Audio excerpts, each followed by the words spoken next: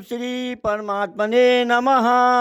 कर्म का सिद्धांत, प्रिंसिपल ऑफ कर्म, अर्थात किस प्रकार से कर्म किए जाएं कि पाप न लगे। सदैव ध्यान रहे कि जीवन में किए जाने वाले समस्त कर्म या तो पूर्ण फल देते हैं या पाप देते हैं, बीच का कोई मार्ग नहीं है।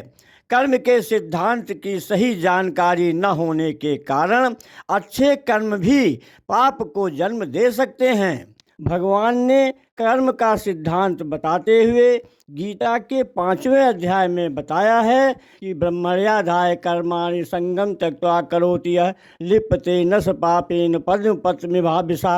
अर्थात स्वयं द्वारा किए गए समस्त कर्मों को यदि भगवान को समर्पित कर दिया जाए तो उसी प्रकार से पाप नहीं लगता है जैसे कमल का पत्ता पानी में रहकर भी गीला नहीं होता।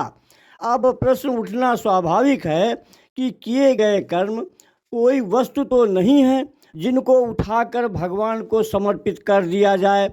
इसका आशय यह है कि प्रतिदिन रात्रि को सोने से पूर्व ईश्वर का ध्यान करके मन से यह कहना चाहिए कि हे प्रभु, आज जो भी हमने कर्म किया है वो सब हम आपको सौंप रहे हैं। तेरा तुझको अर्पण काल आ गए मेरा। इस प्रकार अपने समस्त कर्म भगवान को प्रतिदिन अर्पित करते रहने से कर्म में लिप्तता नहीं रहेगी, अहंकार नहीं रहेगा। जीवन में इस प्रकार कर्म करते रहने से पाप भी नहीं लगेगा। इसलिए गीता पढ़ो, कर्म के सिद्धांत को समझो। हरि ओम तत्सत, हरि ओम तत्सत, हरि ओम तत्सत।